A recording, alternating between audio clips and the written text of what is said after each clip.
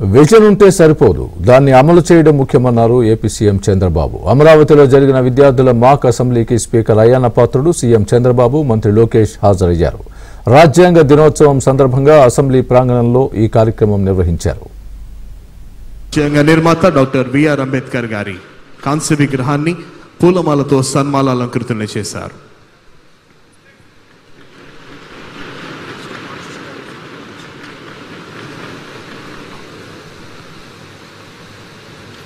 Chief గారు అదేవిధంగా constituent values అనే లాంఛనంగా వస్తున్నాను.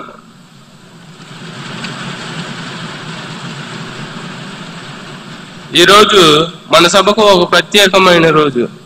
మన శాసనసభ ఏ విషయానికి సంబంధించి మరింత సమాచారం మా ప్రతినిధి సత్య అందిస్తారు. సత్య,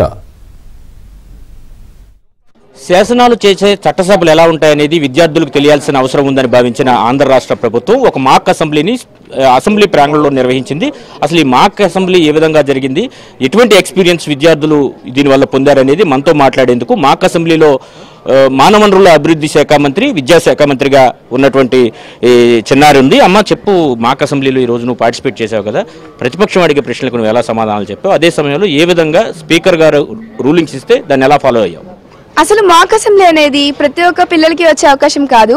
ఎంతో లక్షల మంది పిల్లలు 175 పిల్లలు అంతమంది సెలెక్ట్ అవడం అంటే చాలా గొప్ప విషయం.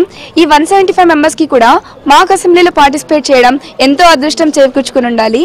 లోపలికి వెళ్ళి అసెంబ్లీ చూసాం, కౌన్సిల్ చూసాం. సో ప్రతి ఒక్కటి ఎక్స్ప్లెయిన్ చేశారనమాట. సో ఇక్కడికి వచ్చిన తర్వాత మాకు ప్రతి ఒక్క విషయం తెలిసింది, చిన్నదాని నుంచి పెద్దదాని వరకు. సో మాలో కూడా లీడర్షిప్ క్వాలిటీస్ అనేది చాలా ఇంక్రీజ్ అయ్యాయి. అండ్ నేనైతే హెచ్ఆర్డీగా యాక్ట్ చేశాను. నా రోల్ అయితే హెచ్ఆర్డీ. ఆ హెచ్ఆర్డీ మినిస్టర్లో స్పీకర్ గారు అయితే మనకు ఒక బిల్ ప్రవేశపెట్టమని చెప్తారు. ఆ బిల్ అయితే నేను ఏమిచ్చానంటే, మాక్ అసెంబ్లీలో అయితే ఆంధ్రప్రదేశ్ సెల్ ఫోన్ అంటే పిల్లలు ఎలా అడిక్ట్ అవుతున్నారు సోషల్ మీడియాకి, ఆ సోషల్ మీడియా నుంచి ఎలా తప్పించుకోవాలి, అందువల్లనేసి ఈ బిల్ అనేది హెచ్ఆర్డీ మినిస్టర్గా మాక్ అసెంబ్లీలో నేను ఈ రోల్ చేశాను. బిల్ అనేది ఆమోదించబడింది. ఫైనల్గా విషయం చెప్పండి, ఇక్కడ ఎక్స్పీరియన్స్ ఎలా ఉంది, ఇలా మాక్ అసెంబ్లీ కండక్ట్ చేయడం వల్ల మీకు భవిష్యత్తులో ఎలా ఉపయోగపడుతుంది, భవిష్యత్తులో ఏం కావాలనుకుంటున్నాం? నేనైతే ఇంతకుముందు డాక్టర్ అవ్వాలనుకునేదాన్ని. డాక్టర్ అవుతూ కూడా పొలిటీషియన్ అవ్వచ్చని నాకు ఇక్కడికి వచ్చిన తర్వాత తెలిసింది. ఎందుకంటే ఒక పొలిటీషియన్ అవ్వాలనంటే దానికి చదువు అదేం అవసరం లేదు, బట్ వాళ్ళకున్న నాలెడ్జ్తో ప్రజలని, సమస్యల్ని అంతా ఒక ఫ్యామిలీగా అనుకొని వాళ్ళందరికీ ఎలా సహాయం చేయాలి, వాళ్ళందరికీ ఎలా తోడ్పడాలి అనేది నాకు ఈరోజు క్లారిఫై అయింది. మన సీఎం సార్, మన ఎడ్యుకేషన్ మినిస్టర్ గారు మాట్లాడారు. సో వాళ్ళ వల్ల నాకు చాలా ఇన్స్పిరేషన్ అనేది వచ్చింది sir. And thank you for giving this golden opportunity. Speaker role తీసుకున్నారు కదా మీరు, ప్రోటెన్ స్పీకర్ వచ్చి మిమ్మల్ని స్పీకర్గా అనౌన్స్ చేసి ఎంపిక చేసినట్టు అక్కడ కూర్చోబెట్టడం అంటే ముఖ్యమంత్రి హోదాలో ఉన్న వ్యక్తి, అదేవిధంగా ప్రతిపక్ష హోదాలో ఉన్న వ్యక్తి, ఇద్దరూ కూడా విద్యార్థులు వచ్చి మిమ్మల్ని కూర్చోబెట్టడం ఎలా చూస్తారు మీరు? అసెంబ్లీ అంటే ఏంటి, బిల్స్ ఎలా ప్రవేశపెడతారు, మినిస్టర్స్ ఎలా అవుతారు, అండ్ ఇవన్నీ స్పీకర్ని ఎలా ఎన్నుకుంటారు, ఇవన్నీ మాకు నేర్పించాలనే ఒక ఉద్దేశంతో నారా లోకేష్ గారు ఎంతో కష్టపడి స్పీకర్ గారిని ముందు సంవత్సరం నుంచి అడుగుతున్నారని ఈరోజు సభలో చెప్పారు.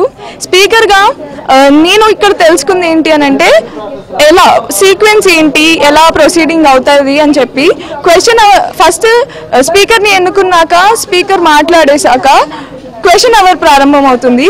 క్వశ్చన్ అవర్లో మినిస్టర్స్కి ముందే క్వశ్చన్స్ ఇవ్వగానే వాళ్ళు దానికి ఆ సమాధానం చెప్తారు. యాక్చువల్గా స్పీకర్గా ఎన్నికైన వాళ్ళకి రోల్స్ చాలా ఎక్కువగా ఉంటాయి. ఉదాహరణకు అధికార పక్షాన్ని కంట్రోల్ చేయాలి, ప్రతిపక్షాన్ని కంట్రోల్ చేయాలి. వాళ్ళు అడిగిన ప్రశ్నకు వీళ్ళ సమాధానం సరిగా చెప్పకపోతే వాళ్ళు రైజ్ అవుతారు. వాళ్ళని ఏ విధంగా కంట్రోల్ చేయాలనే దానికి ఎలా ప్రిపేర్ అయ్యాం? మాకు అంటే నేను యాజ్ ఎ స్పీకర్గా రూలింగ్ పార్టీ అలాగే అపోజిషన్ని ఈక్వల్గా ట్రీట్ చేయాలి. సో వాళ్ళని ఈక్వల్గా ట్రీట్ చేయాలంటే నేను ఎటువంటి పార్షాలిటీ చూపించకూడదు. సో జరుగుతాయి గందరగోళాలు, ఖచ్చితంగా సభ అన్నాక జరుగుతాయి. రూలింగ్ పార్టీ మీద అపోజిషన్ మీద రూలింగ్ పార్టీ. దానికోసం వాళ్ళు సభ గౌరవాన్ని కాపాడాలని నేను అంటే ఏది చెప్పినా స్పీకర్ వాళ్ళకి గౌరవపూర్వకంగానే చెప్పాలని చెప్పి నేను వాళ్ళని చాలా గౌరవపూర్వకంగా వెళ్ళి మళ్ళీ వాళ్ళ స్థానాల్లో కూర్చోవాలని కోరుకున్నాను. అసెంబ్లీని అదేవిధంగా మండలిని కూడా తీసుకువెళ్లి చూపించి ఇక్కడ ఏ విధంగా ప్రొసీడింగ్స్ జరుగుతాయని చెప్పడం కూడా ఎంతో ఆనందాన్ని ఇచ్చిందని చిన్నారులు చెబుతున్న పరిస్థితి ఉంది. ఇది ఇక్కడ పరిస్థితి. కెమెరా పర్సన్ రాంప్రసాద్తో Satya, ABN Andhrajyothi, Amaravati, AP assembly నుండి.